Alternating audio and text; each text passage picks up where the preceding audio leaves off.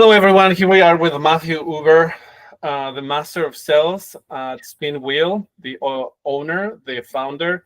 And up to you, Matthew. You have the floor. Let us know your story, and then we will jump into other things as well.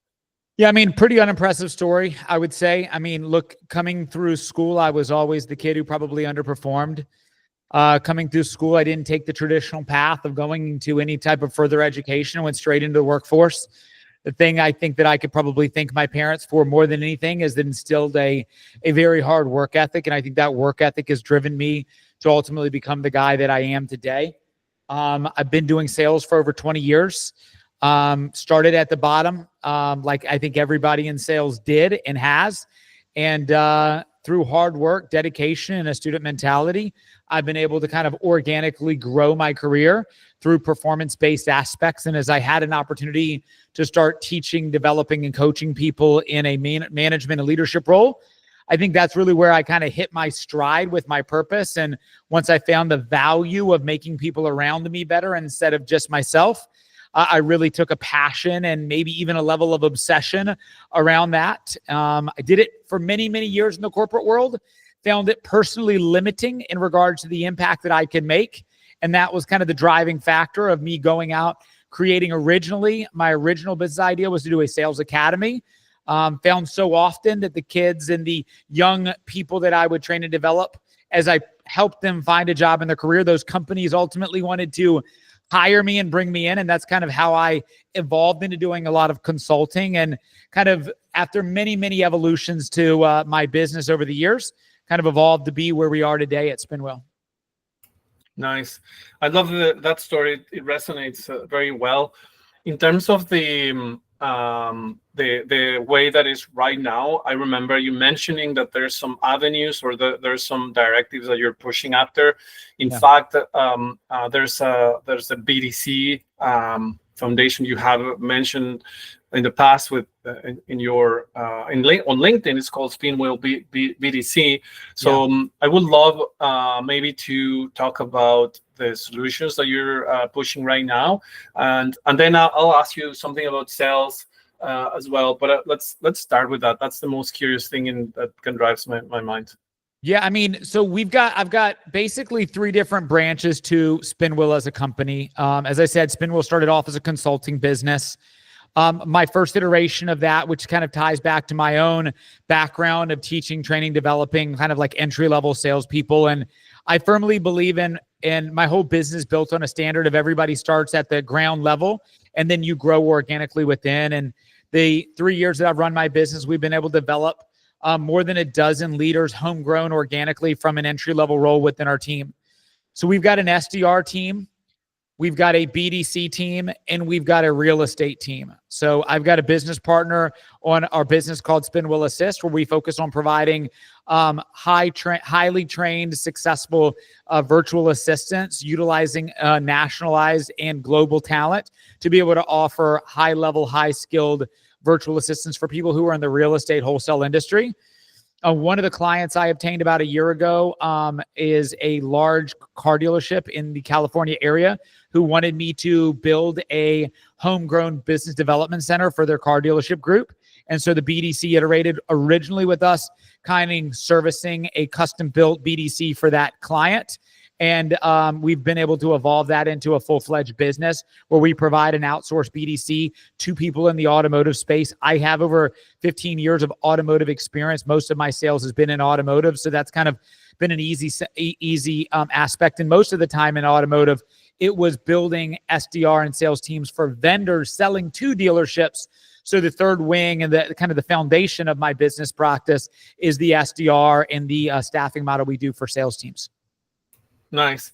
So maybe that takes into the next question, which is the speed to lead. Like if there's, and you can tell me if I'm wrong, but if there's one industry that thrives into speed to lead, would be 100% one of the top 3 would be the car dealer. So that being said, the aggressiveness, the follow up, the push for an SDR perspective into the leads that are coming into a car dealer is going to be a different game than other industries. So with that, there's AI coming into play. How are you guys leveraging? I think you mentioned that on top of the expertise. So you have the AI to provide some assistance as well. Yeah, so we currently don't have anything to do with AI, but a big part of our future, and I would say something that we have rolling out in the next 90 days is a heavy portion of AI. First, I think the first step of the AI integration will be to supplement the sales team. And I think eventually the inevitable truth is that AI will ultimately replace most of us as front-facing salespeople. So for me, it was kind of like ignore what's coming or embrace it and learn it, at least apply my personal learned experiences into the AI, and I can offer a level of distinction in that sense. But to your point in regards to any inbound lead business, whether that's in the automotive space or any business, I would tell you one of the things that is probably, if not the most, one of the most important things, which is how fast can you see the lead, respond to the lead, and reach out to that lead. In the automotive industry, a statistic, when I heard it, blew my mind, was that if you're unable to connect with the customer within 5 minutes that the lead came in, that lead is gone 65% of the time. So you have a 5-minute window to be doing everything that you might be doing within your role as a salesperson, to see a lead come in, analyze it, read it, pick up the phone, make that call, and make the connection in the 5 minutes. So there's a lot of different steps that we take in our BDC that ensure a higher level of connection in that 5 minutes. Yeah, and maybe to add into that, I think the KPIs that you provided are going to go even higher, because when running ads, all these car dealers are running an ad, and Facebook knows that they are running an ad, and there's a person that opts in. So in a user experience perspective, the person that opted in is going to receive similar ads like this one with AI, because they are, this person is a person that's looking for a car. Let me show you them 10 more ads. Speed to lead, who gets the lead, who gets the deal, the first one to come up with an appointment, the first one to follow up, the first one to engage, and what have you. So to your point, to add to that, though, because I think that the thing that you kind of touched on, but we didn't take it all the way there, which is, as we talk about the evolution of AI integrated into there, what AI will be able to do is eliminate any wait in time. Like what and I've consulted with a couple of AI companies today under how they should build the AI for the BDC world, which is you actually need to create a little bit of false wait time, because the system actually is too fast in that the lead can come in, it can read and analyze the aspect, and within 30 seconds have a phone call to the customer. And that's a little bit like freaky fast, to where you actually have to have to learn that control of, maybe I should wait 1.5 minutes or 2 minutes, still effectively getting to that lead fast, but not so fast it's weird. Mm-hmm. Yeah, 100%. That being said, how does that play into the real estate? As you mentioned that you have the 3 divisions, real estate, SDR, BDC. How does that play your experience and the things that you have done on the speed to lead? How does that play in other industries at the moment on your perspective? For me, the speed to lead side doesn't play a part on the real estate side at all, because it's all outbound. It's all proactive outbound, and it's completely cold calling in regards to what we do from the real estate side. So it's never a lead gen. It's never anything of that nature. It's completely outbound. Now, in regards to the AI side, that's where we envision our AI solution that we're developing ourselves internally at Spinwheel. That's where we see it having the most immediate need and the most full service adoption. I think that one of the problems we anticipate having in the dealership world is, for anybody who's been in that space, we have to know that the dealership world is slow to respond. They're not quick with technology. They're a little old school across the way. So AI is something I envision most dealerships, and even the customer of the dealerships, will be a little at risk to and a little bit hesitant on. So where we see our biggest opportunity to implement the AI tool that we're developing is going to be in our real estate business first. Got it. In terms of where can people follow you, ask you questions, review what you're doing? You have a podcast as well. I wanted to also make sure that people will know about it. So we'll put all the links in our recording so that they can see you. So BDCRX is the podcast. Yep. And then is the best way LinkedIn so that they can reach out to you. Yeah, look, I'm across all social. I mean, I'm pretty much putting myself out there. It was something that I was very, very resistant to, I would say, the majority of my corporate career. And it's something over the past 6 months I've leaned into heavily. So yeah, me and my business partner, we created a podcast called Ground Up. And then I created another podcast with a bunch of other kind of selected partners in the BDC world to offer a different perspective of me, the guy who does consulting and runs an outsourced BDC. The first 12 episodes I did with another major in-store consultant. Now I've converted with a much larger outsourced BDC company, and kind of interchange the guest in that regard. But we tend to have on decision makers at the store to kind of get 3 different perspectives. And it's been a really great learning experience for me. And yeah, LinkedIn's probably my most prevalent professional place you can find me, but you can find me with the same Matt Huber, any of the social medias. I'm everywhere. Perfect. Let's go back into the sales experience, which is one of the assets that you master. There's the school of consultative approach. There's a Wolf of Wall Street and the rebuttals and things like that. So how's Matt? Like, what's the approach that you have and embrace at the moment? A couple of things that I teach, like core concepts for me when I teach sales. First off, I teach that everything is within your control. And if it's not in your control, why emphasize it? Why focus on it? So for me, the core principles of teaching is success or lack thereof is always back to your pitch, your pace, or your attitude. So from a coaching perspective, when I'm doing coaching with any of my reps, I'm always focusing on, can we say the words better? Can we talk to more customers? Or is the attitude what's holding us back or what's making us successful?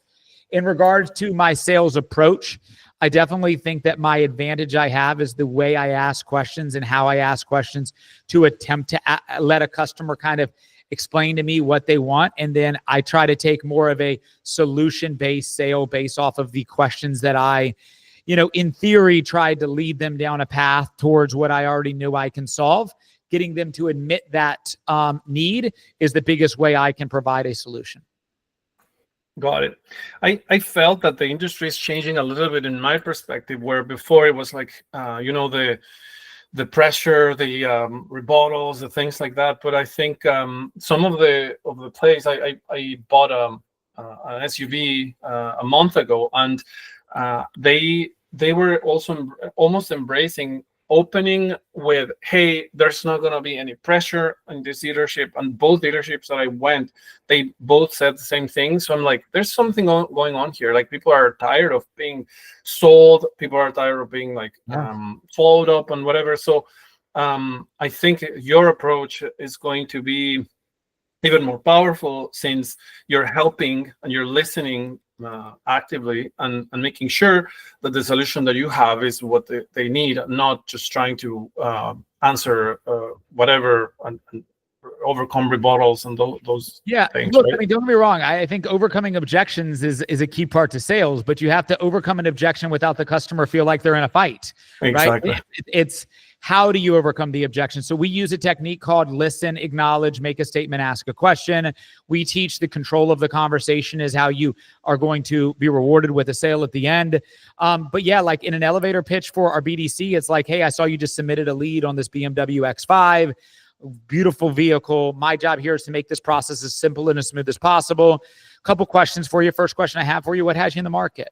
And my intention behind any sale is to be able to extract as much information before the customer sales wall goes up. Because as soon as I give the impression I am selling, we have to know the simple honest reality is that every customer wants to buy something, but nobody wants to be sold.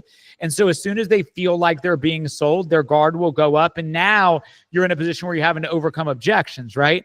But as long as you're asking questions and you're coming off as a way that just trying to see if you have something you can offer to help, that's the thing. Now, in the automotive industry, it's even more important because, as we know, and a lot of dealerships want to act like this isn't the truth in today's world, but just this past year, another survey came out in what are the most untrusted professions that you trust in America.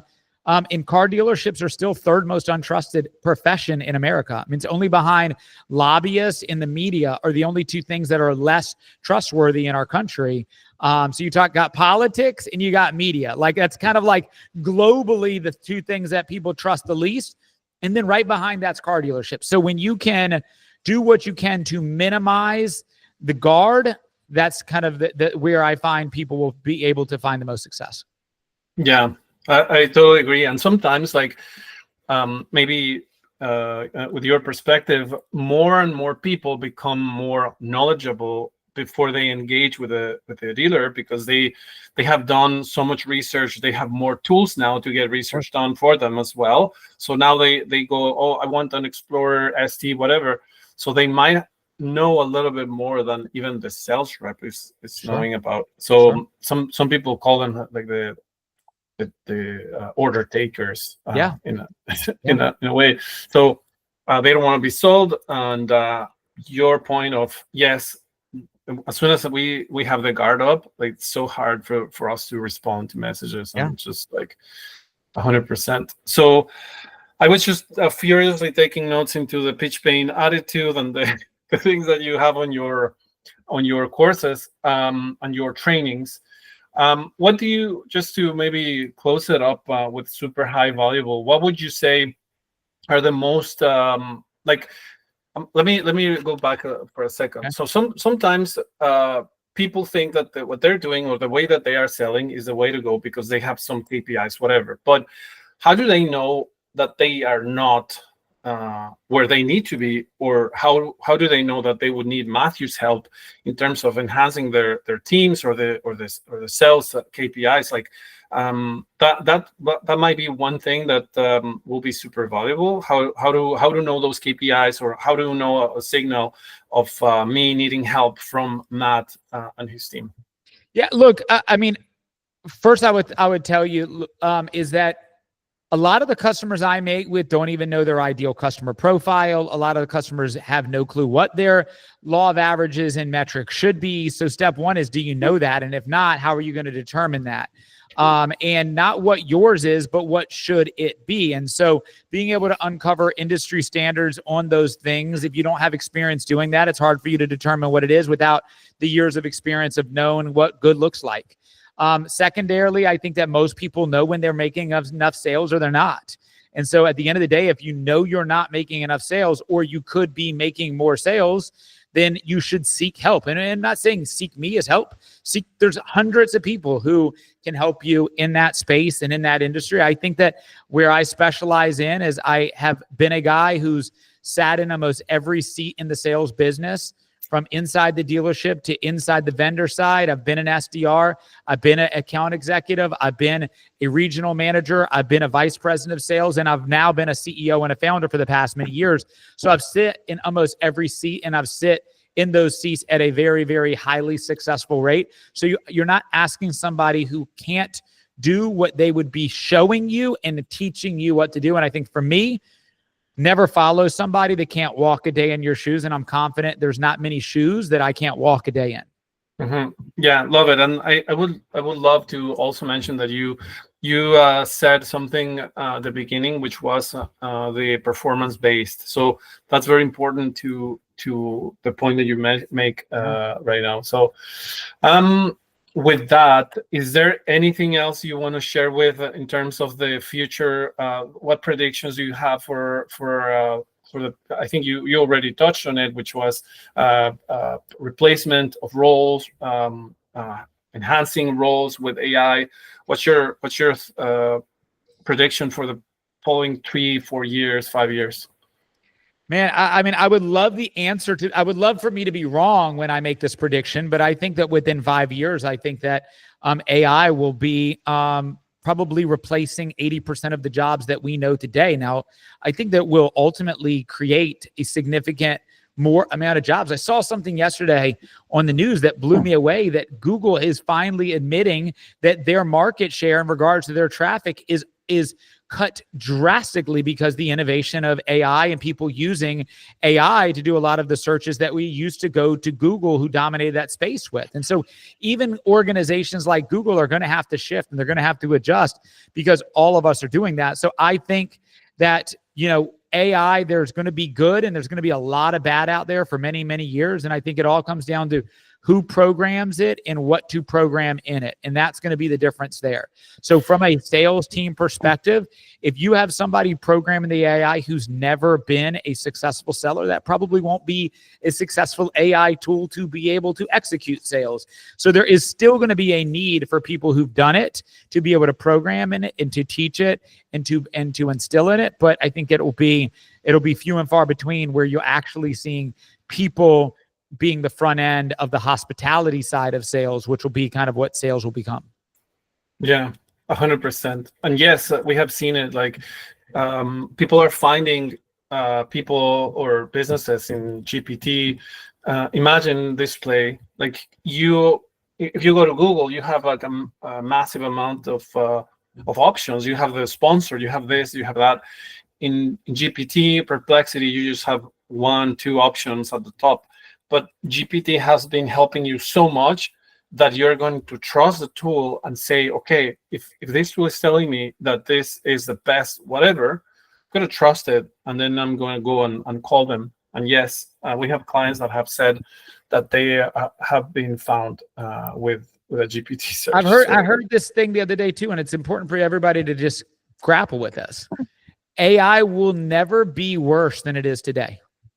This is the worst iteration of AI for the history of AI. It will only get better. And this is step one of ChatGPT. 3-5 years from now, it will have built and duplicated on its growth 100 times over in these next 3 years because it learned from itself. It creates better resources. I think another step I would say in the evolution before we even get to AI, and I've seen the turn in this, and a big part of my business is this, which is the utilization of global talent and understanding that your limitation of your city, your town, your state, or even your country is truly that. It's a limitation. I have employees. I have over 80 employees that work for me, and I have probably employees in over 40 different countries. And the level of access to talent that is available to you as a business person, as a person who maybe needs more sales, and for what you get for the money is irreplaceable. I was a guy that for the first almost every part of my career only used and hired American people, and though American people are great, I'm American, okay?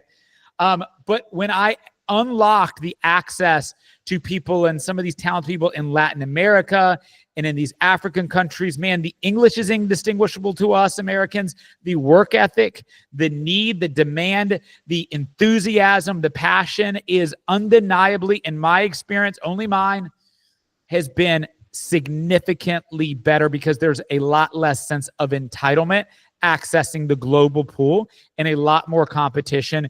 Remove the money side in the cost savings that you could do by accessing talent outside of the country. You actually have more hungry talent who's ready to do what it takes to survive. And I've not seen that over the past 5 to 6 years leveraging American talent. I see a lot of entitlement. I see a lot of lazy. I see a lot of people who want a lot of money for not a lot in return. Amen, brother. So I also have in our company, I think it's 95% of talent it's outside and 100% with you on that one.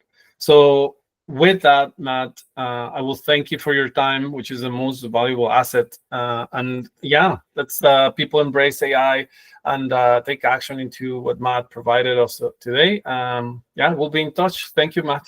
Appreciate it. Thank you, man. Thank you.